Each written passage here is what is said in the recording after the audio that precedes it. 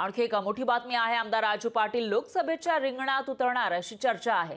पक्षाने आदेश दिल्यास कल्याणमधून लोकसभा लढणार असल्याचं ते म्हणतायत। आमदार राजू पाटील यांनी निर्धार केलाय। पक्षाशी गद्दारी केलेल्या वैशाली दरेकर यांना मदत न करण्याची भूमिका त्यांनी घेतलेली आहे। मनसेचे एकमेव आमदार राजू पाटील हे लोकसभेच्या रिंगणात उतरण्याच्या तयारीत आहेत अशी इच्छा त्यांनी बोलून दाखवली आहे। पक्षाने आदेश दिल्यास कल्याणमधून लोकसभा लढणार असं ते म्हणतात। कल्याण हा तोच मतदारसंघ आहे जिथून सध्याचे खासदार आहेत श्रीकांत शिंदे, जे मुख्यमंत्री शिंदेचे पुत्र आहेत। महायुती सोबत मनसे सुद्धा सामील होणार असा चर्चा रंगलेल्या होत्या आणि त्यामध्येच आता मनसेचे जे एकमेव आमदार आहेत राजू पाटील हे कल्याणमध्ये लोकसभेच्या रिंगणामध्ये उतरण्याची इच्छा व्यक्त करताना दिसून येत आहेत। त्यामुळे आता पुढे नेमकं काय होणार, मनसे महायुतीमध्ये सामील होणार की नाही याविषयी प्रश्नचिन्ह आता उपस्थित होताना दिसते।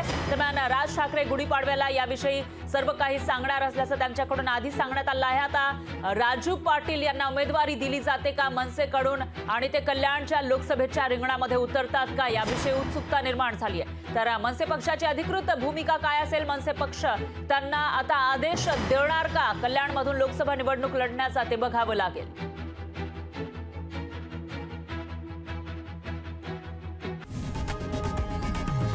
लोकशाही मराठी ऐका, पहा, जागरूक रहा।